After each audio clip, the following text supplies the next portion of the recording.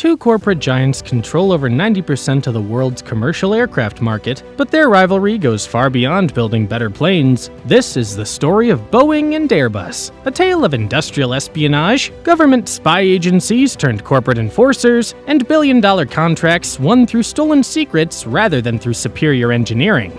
Boeing ruled the skies unchallenged through the 1960s. The American aerospace giant controlled roughly 60% of the global commercial aviation market with revolutionary aircraft like the 707, 727, and the mighty 747 jumbo jet. But across the Atlantic, European pride was wounded. France, Germany, Britain, and Spain watched helplessly as American aircraft filled their airports while their own aerospace industries struggled to compete individually. The solution seemed obvious: pool their resources and create a European challenger that could take on the American Colossus. In 1970, Airbus was born, not just as a company, but as a symbol of European technological independence. The early years were brutal for Airbus. Their first aircraft, the A300, struggled to find buyers in a market that viewed European aviation technology with deep skepticism. Airlines questioned European build quality and preferred the proven reliability of American designs. Boeing executives probably enjoyed their morning coffee a little more during those years, watching this European experiment struggle like a wounded bird.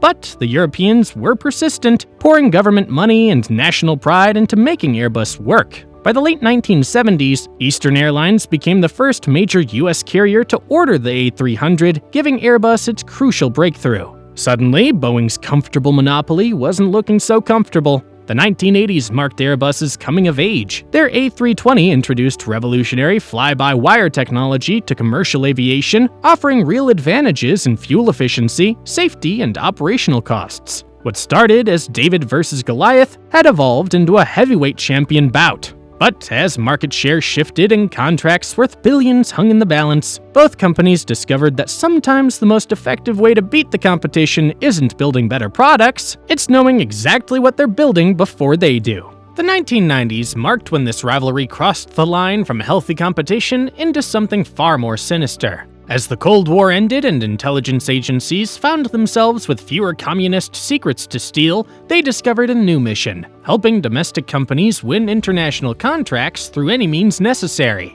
Airbus struck first with explosive accusations that would have been dismissed as paranoid conspiracy theories if they hadn't been backed by credible evidence. They accused Boeing of gaining unfair advantages through their relationship with US intelligence agencies, claiming that American spies were systematically intercepting European communications, stealing technical specifications, and sharing this intelligence with Boeing to help them win international contracts. This wasn't just industrial espionage, this was turning national security apparatus into corporate competitive weapons. The Europeans alleged that the National Security Agency was functioning as Boeing's private intelligence service, monitoring Airbus communications and stealing European trade secrets. Boeing fired back with their own espionage claims, suggesting that Airbus was conducting systematic industrial espionage to steal American technological innovations. The accusations included stolen engine designs, purloined avionics systems, and intelligence operations targeting Boeing employees and suppliers. The most shocking aspect wasn't just that both companies were admitting that the aviation industry had become a spy playground, it was the revelation that national intelligence agencies were directly involved. French intelligence services allegedly targeted Boeing executives with at least 12 of 49 firms on a suspected spy list, believing French operatives had targeted them.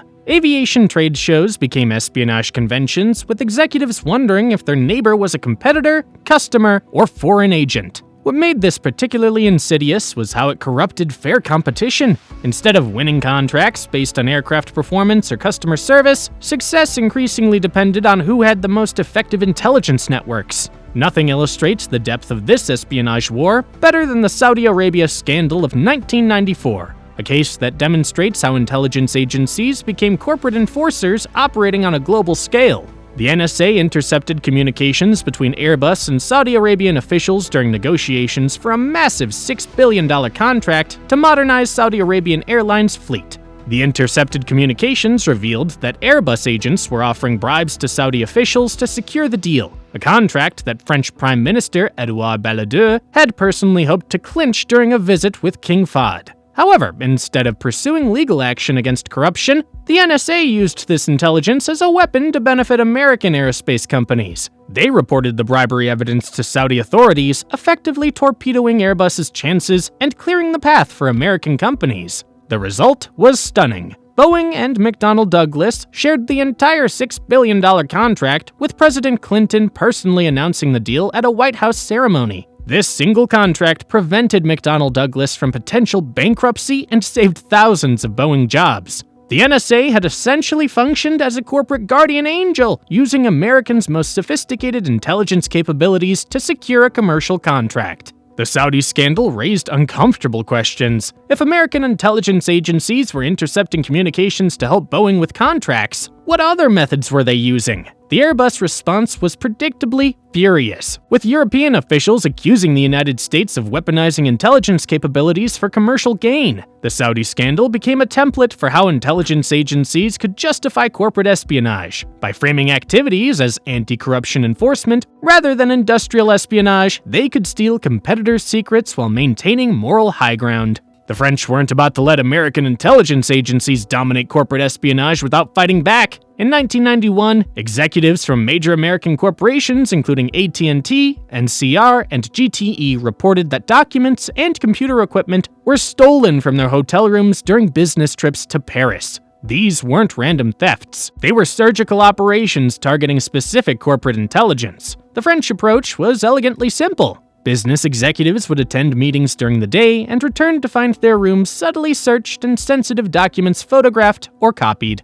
What made these operations effective was their deniability. Hotel room thefts could be dismissed as ordinary crime, making it nearly impossible for American companies to prove government involvement. French intelligence had turned Parisian hotels into intelligence collection centers. While spies conducted shadow operations, the Boeing-Airbus rivalry exploded into the longest-running trade dispute in World Trade Organization history. In 2004, the US filed a WTO complaint accusing European governments of providing illegal subsidies to Airbus totaling over $18 billion. The Europeans immediately countersued, claiming Boeing had received at least $5.3 billion in illegal American government support through NASA research contracts, military deals, and tax incentives. What followed was a 17-year legal battle that consumed enormous resources. The numbers were staggering. The WTO confirmed that EU subsidies had caused Boeing to lose sales of more than 300 aircraft and significant market share globally. Meanwhile, Boeing's subsidies cost Airbus an estimated $45 billion in lost business. The proceedings exposed aviation's dirty secret. Both companies were essentially government-backed enterprises masquerading as private companies.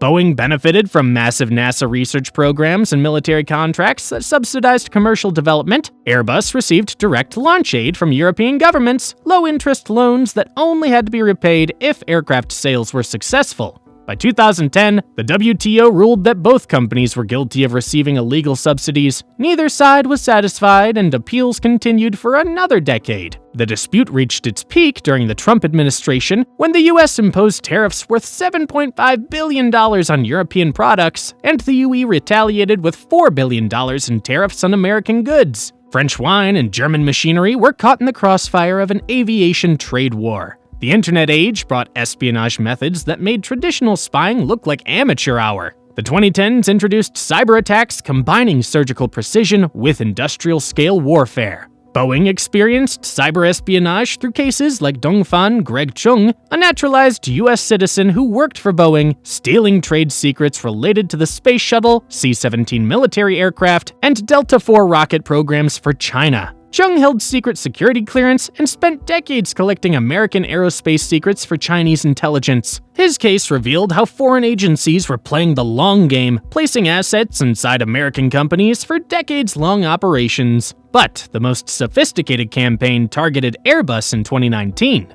Multiple cyber attacks hit Airbus suppliers, with security sources suspecting Chinese involvement. The attacks were brutally conceived. Rather than targeting Airbus directly, hackers infiltrated small suppliers and subcontractors who had access to sensitive designs but weaker cybersecurity. Airbus facilities in Britain, responsible for wing designs, fuel systems, and landing gear, were specifically targeted. The aviation industry's interconnected supply chain became its greatest vulnerability. Modern aircraft contained components from hundreds of suppliers across dozens of countries. A single compromised supplier could provide access to multiple aircraft programs, creating intelligence opportunities impossible in earlier eras. The real tragedy extends beyond corporate boardrooms. The Boeing-Airbus rivalry created a culture of mistrust that damaged the entire aviation ecosystem, ultimately harming consumers and industries these companies claimed to serve. Airlines found themselves caught in corporate warfare crossfire. Aircraft prices increased as both companies diverted resources from research and development to legal battles and counterintelligence operations. The cost of corporate paranoia were passed to airline customers through higher ticket prices.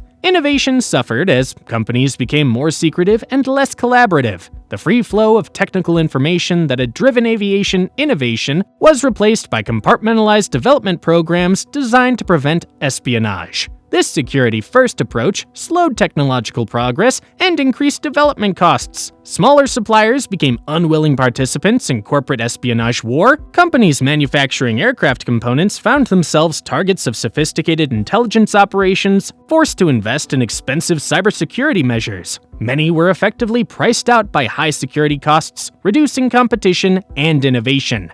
The international trade system suffered long-term damage. The Boeing-Airbus dispute consumed enormous WTO resources and established precedents that other industries would exploit for protectionist agendas. What started as an aviation trade dispute became a template for economic nationalism. The Boeing-Airbus trade war finally ended in June 2021 when both sides agreed to a 5-year suspension of tariffs. After 17 years of legal warfare and billions in legal fees, both companies essentially returned to where they started, as fierce but legitimate competitors. The resolution came partly because both faced a common threat. Chinese aircraft manufacturer Comac was preparing to challenge their duopoly with the C919 aircraft. They've invested heavily in cybersecurity, implemented stricter supplier screening, and developed more transparent government relationships. However, the fundamental tensions remain. As new players challenge the Boeing-Airbus duopoly, the temptation to gain advantages through illegitimate means will persist.